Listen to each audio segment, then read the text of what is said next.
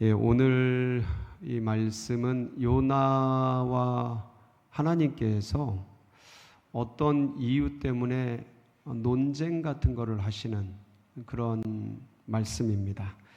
하나님과 인간이 논쟁하고 다투는 듯한 모습들을 말씀을 통해 보는 게 참 쉽지 않은데 요나가 이제 그런 모습을 보이고 있습니다.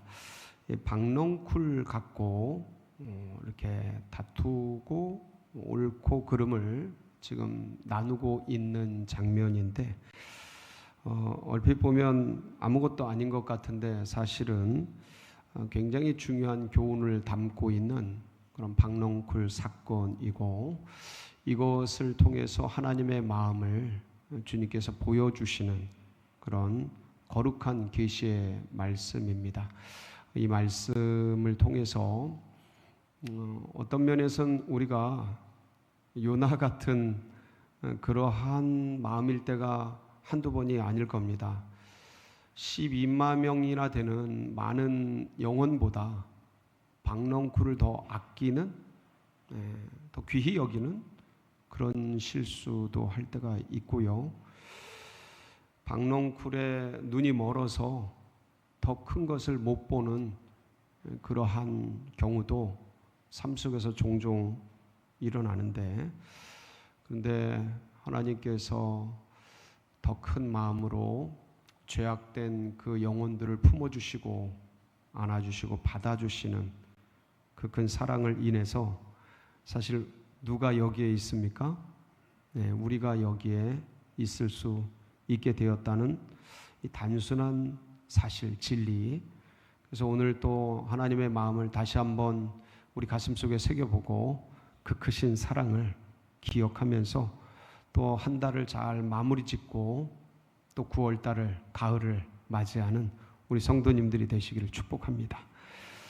요나라는 이름은요, 우리가 이 말씀을 왜 다투는가, 이것들을 좀 알기 위해서는 말씀들을 좀 되짚어 볼 필요가 있습니다. 그래서 요나를 좀 알아야 되고요, 요나가 어떻게 했길래 여기까지 왔는가를 한번 같이 살펴보는 시간을 갖도록 하겠습니다. 요나는 니느웨라는 곳, 그러니까 아수르의 수도죠. 니느웨라는 곳에 하나님의 말씀을 선포한 선지자입니다. 선지자인데 요나라는 이름 자체는 비둘기라는 뜻이 있습니다. 그러니까 비둘기가 뭐의 상징이죠? 평화의 상징입니다. 그러면서 동시에 소식을 전하는 의미가 있습니다. 그래서 하나님의 복된 소식을 이 땅 가운데 전하는 자라는 의미가 비둘기라는 단어에 내포되어 있고, 그래서 요나는 그런 역할을 수행했던 하나님의 사람이 되겠습니다. 그런데 요나는 이스라엘 사람입니다. 이스라엘 사람인데 이 요나가 니느웨, 곧 아수르의 수도에 말씀을 전하게 된 겁니다. 그런데 여러분, 우리가 뭐 역사적인 사실들을 다 알 수는 없지만, 그렇지만 이 아수르라는 나라와 이스라엘이라는 나라는 서로 우호적이었겠습니까? 적대적이었겠습니까? 굉장히 적대적이었습니다. 특별히 일방적으로 아수르의 침략을, 왜냐하면 아수르가 거대한 나라거든요. 굉장히 큰 제국입니다. 그러다 보니까 작은 나라였던 부족 국가였죠. 그런 나라였던 이스라엘이 일방적으로 침략을 당하고 공격을 당하고 많은 조상들, 할머니, 할아버지들이 죽고 겁탈당하고 포로로 끌려가고 온 천지에 흩어지고, 이것을 역사를 통해서 아주 많이 이스라엘 백성들이 경험을 하게 됩니다. 그러다 보니까 약소국인 이스라엘은 강대국인 아수르에 대해서 적개심을 가지고 있었습니다. 이제 우리나라는 약소국은 아니지만, 그렇지만 이것을 굉장히 잘 이해할 수 있는 그런 지정학적 위치에 우리나라가 속해 있습니다. 중국, 러시아, 일본 이런 거대한 나라들, 어떤 면에서는 제국 형태까지 띄었던 나라들 사이에 우리나라가 있어서 어떤 학자는 뭐 1,000번의 침략을 받았다라고 말할 정도로 엄청난 침략을 받았던 민족, 한민족이기 때문에 이 지정학적 위치 속에서 당하는 약소국의 서름을 누구보다 잘 압니다. 그러니까 우리나라가 지금은 뭐 많이 완화됐습니다만은 일본에 대해서, 중국에 대해서, 러시아에 대해서 그게 호의적이고 좋은 마음이, 민족적 감정이 아니죠. 예, 이렇게 뭔가 불편한 마음들이 굉장히 많습니다. 그게 역사 속에서 형성된, 우리도 모르게 우리 속에 이렇게 스며든 어떤 민족성 같은 것이죠. 그게 이스라엘 백성들은 너무 강했어요. 그러다 보니까 하나님의 사람임에도 불구하고 예언자이고 선지자였잖아요, 요나가. 그런데도 불구하고 아수르에 대해서 호의적이었겠습니까? 적대적이었겠습니까? 굉장히 적대적이었어요. 그러니까 이런 마음을 가지고 있었는데 어느 날 하나님께서 요나에게 니느웨에 가서 말씀을 전하라는 거예요. 하나님의 말씀을 전하라는 거예요. 근데 이 하나님의 말씀이 니느웨가 빨리 회개하지 않으면 멸망시키겠다라는 심판의 말씀이에요. 근데 이제 말씀을 받을 때 하나님이 어떤 마음으로 주는지를 받는 사람들은 다 알잖아요. 그러니까 하나님이 니느웨, 아수르의 수도 니느웨에 대해서 심판을 예고하시는데 진짜 멸망시키려고 말씀을 전하라는 게 아니고 뭐 하려고 말씀을 전하라는 거예요? 용서해 주시려고 경고적으로 말씀을 전하라는 것을 요나는 하나님의 말씀을 받으면서 아는 거죠. 그러니까 이게 받고 싶지 않은 거예요. 말씀을 따르고 싶지 않은 거예요. 굉장히 딜레마에 빠집니다. 요나가 갈등에 빠져요. 아니, 생각 같아서는 저 아수르라는 나라가 하나님께서 이번에 그냥 그 수도 니느웨를 그냥 지진 한 방 찐하게 빵 이렇게 해서 확 쪼개버리시고 그냥 화산 그냥 빵 터뜨려가지고 그냥 확 화산재를 한 1m 정도 쌓으셔서 참 뭉개버렸으면 좋겠고, 아니 이 철천지 원수의 나라를 하나님께서 그냥 회개하면 용서한다고? 절대 그럴 수 없어. 뭘 치러야 돼요? 저 나라가 죄값을 치러야지. 어떻게 그냥 맨입으로, 절대 그러면 안 돼. 그냥 하여간 하나님이 반 죽을 만큼 두둥겨 패서 조금 그때 용서해 주시는 거는 몰라도 그냥 맨입으로는 절대 안 돼라는 그런 강력한 마음이 요나에게 있었던 거예요. 근데 하나님의 말씀이잖아요. 안 들을 수가 없어요. 그러니까 행하지도 못하고 안 듣지도 못하고 이런 상황에, 이런 딜레마에 빠지니까 요나가 결정한 게 뭐 한 거예요? 도망가는 거예요. 도망가는 거. 아이고, 참 요나도 순진해요. 어디 하나님 앞에 도망갈 때가 있다고. 어디로 가라 그랬어요? 예, 아수르의 수도 니느웨로 가라 그랬는데 이게 이스라엘을 중심으로 동북쪽에 있어요. 그런데 어디로 도망가냐면 저 서쪽 끝에 있는 다시스로 도망을 가요. 뭐 이게 백문이 불여일견이죠. 이게 다시스가 저 지중해 건너편 지금의 스페인 땅, 포르투갈하고 스페인 있는 그 땅, 그래서 거기가 다시스예요. 그리고 요 위에 니느웨가 이쪽 동북쪽에 아수르의 수도 니느웨가 있어요. 그래서 이제 막 지중해를 넘어 도망을 가는데 하나님께서 태풍을 보내십니다. 그래서 태풍을 만나게 돼요. 근데 이제 그것도 모르고 요나는 배 밑창 지하에 들어가서 아 이거 좋다. 예, 니느웨는 망해야 돼. 아유 하나님이 모르실 거야. 그 밑창에 들어가서 마음 편하게 잠을 잡니다. 태풍이 쳐요. 배가 휘청휘청합니다. 아무리 큰 배라도요, 바다에 나가면 종이장 같아요. 나뭇잎 같아요. 휘청휘청 되는데 아니 뱃사람들이 깜짝 놀라가지고 아무리 이거 이러다가는 배가 뒤집어질 것 같아서 상선이었습니다. 목선의 상선이죠. 가지고 있었던 모든 물건들을, 이문을 남기려고 쌓았던 물건들을 막 버리기 시작합니다. 왜냐하면 배가 무거우면 뒤집어지기 쉬우니까 어떻게든 가볍게 해서 붕붕 뜨게 만들려고 가볍게 다 버리는데도 불구하고 파도가 멈춘 줄을 모르는 거예요. 그러니까 이제 이 뱃사람들이 자기들이 어떤 생각을 보통 가지고 있냐면, 이때 당시의 사람들은 바다의 신이 노에서 태풍이 치는 거예요. 그러니까 이 바다의 신의 노를 좀 이렇게 좀 잘 어루만져 줘야 돼요. 그러기 위해서는 제물을 드려야 되는데, 이게 도대체 누구에 의해서 이런 일이 바다의 신이 노의 날을 찾기 위해서 제비뽑기를 합니다. 이 사람들이 막 제비를 뽑았어요. 있는 사람들을 다 해도 없는 거예요. 근데 이제 밑에서 자고 있던 요나가 하도 태풍이 치니까 이제 일어나게 됐어요. 그래서 그 사람들이 제비를 뽑으라고 주는 거를 딱 뽑았는데 뭘 뽑았어요? 빙고를 뽑았어요. 제비에 당첨이 된 거야. 그러니까 너 때문에 이 일이 일어난 게 밝혀진 거예요. 그래서 도대체 왜 그러냐 물었더니 요나가, 나는 천지를 지으신 하나님 여호와를 섬기는 사람인데 자초지종을 이차저차해서 저차저차해서 니느웨로 가라는데 타시스로 가서 내가 지금 이런 태풍을 만나게 된 것 같다. 내가 이거를 어떻게 잠잠하게 할지를 아니까 나를 저 바다에 던져라. 그러면 잠잠하게 될 거다 하고 해결책까지 제시를 해줍니다. 근데 뱃사람들이 양심이 있고 뱃사람들이 이렇게 너무 정직하게 얘기하니까 두려웠는지 아니야 그럴 수 없어 그러면서 어떻게든 태풍 속에서 배를 안정시키려고 애를 쓰는데 돼요 안 돼요? 더 폭풍이 몰아치는, 할 수 없이 여호와여 진노를 멈추소서 그러면서 이 요나를 갖다가 바다에 휙 던져버립니다.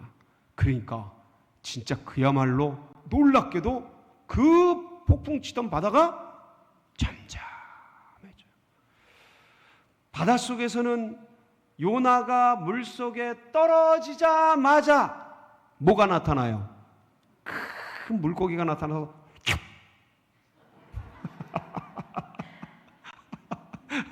요나를 먹어버립니다. 요나를 먹어버려. 그래서 이제 2장에 가면 요나가 하나님께 이제 기도하는 장면이에요. 2장 1절 한번 보실까요? 2장 1절에 보면 뭐라고 나오냐면 이렇게 시작.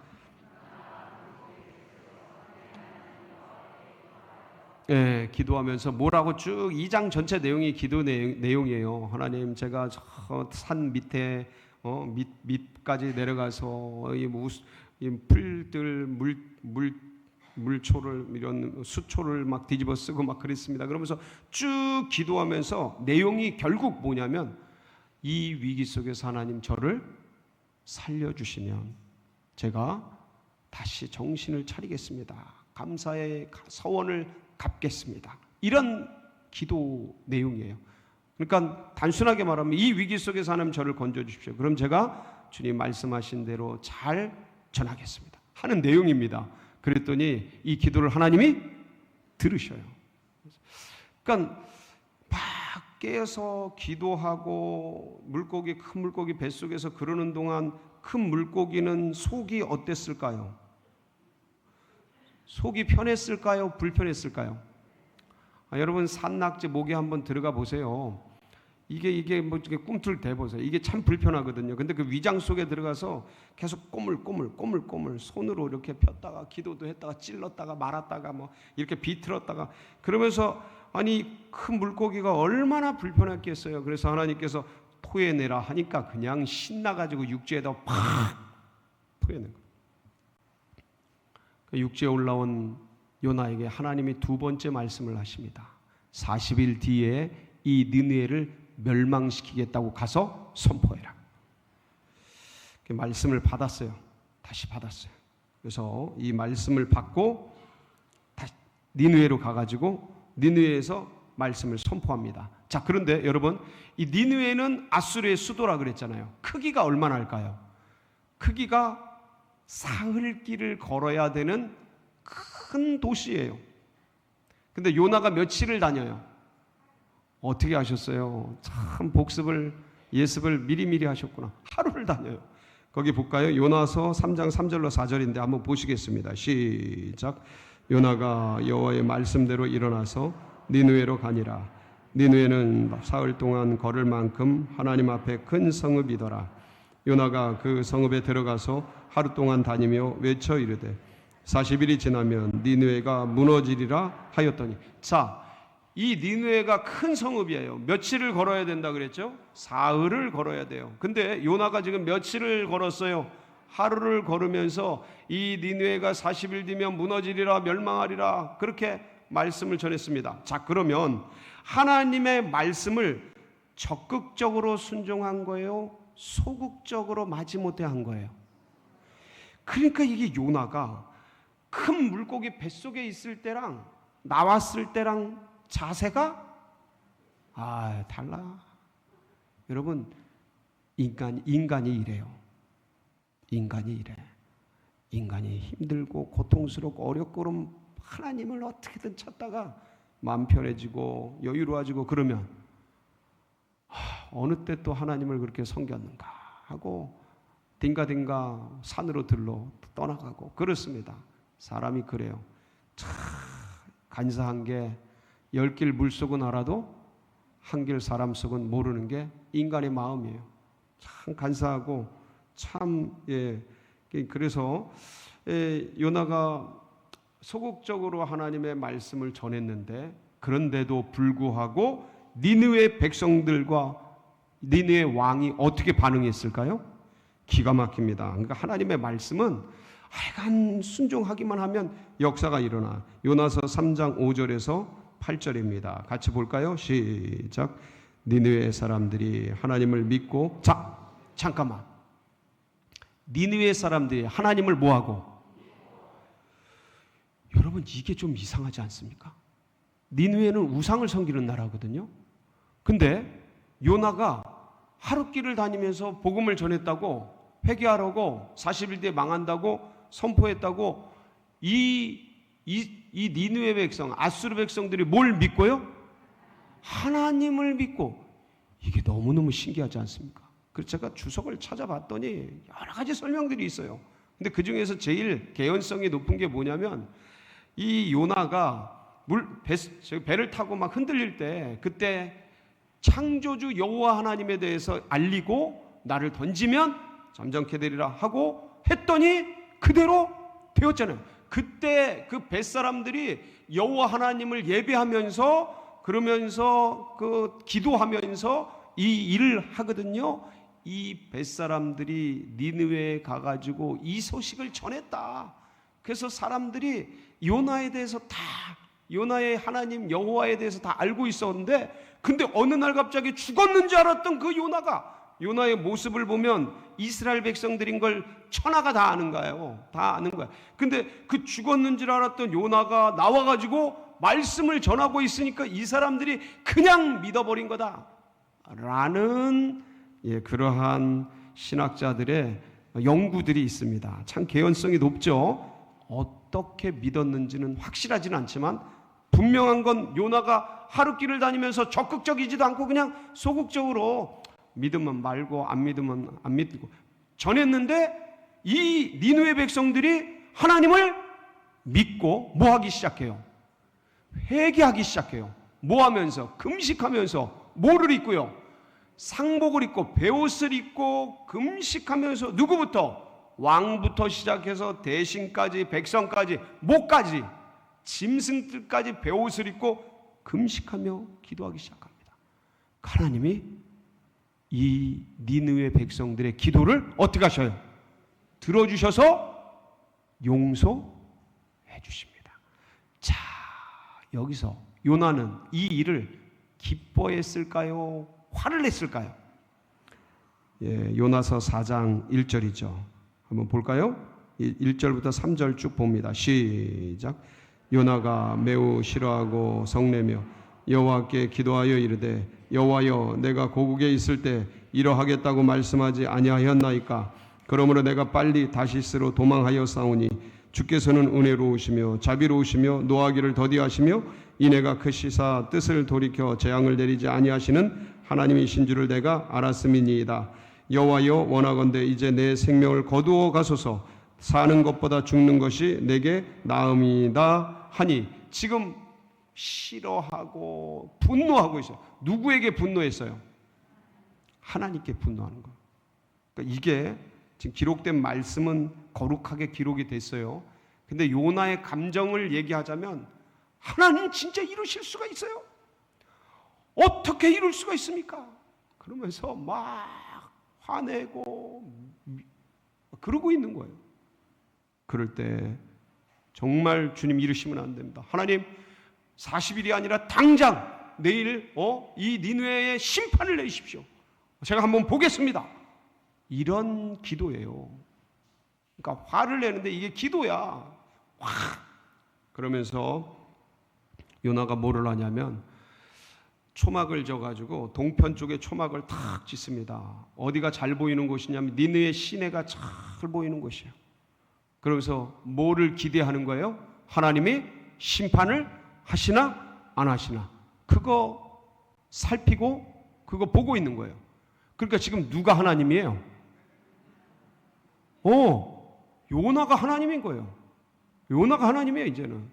아니 하나님 얼마나 잘하나, 내가 말한 대로 하나 안 하나 보나 이러고 있는 거예요 지금.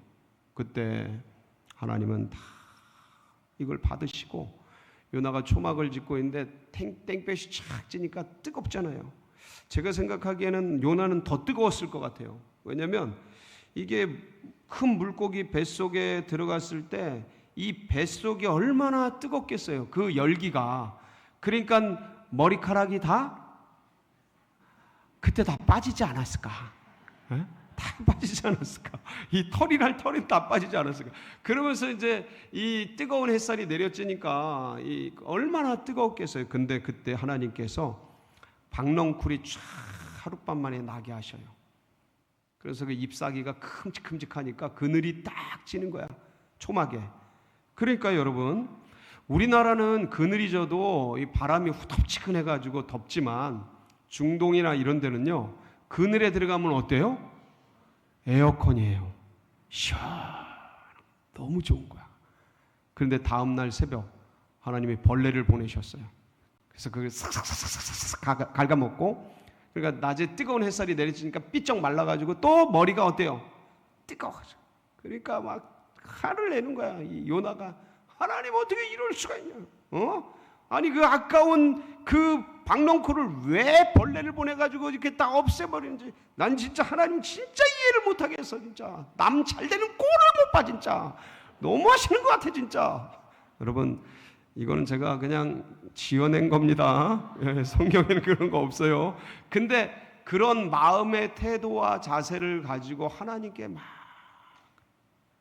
그때 하나님이 뭐라 그러셨는지 아세요? 요나야, 박넝쿨이 그렇게 아깝냐?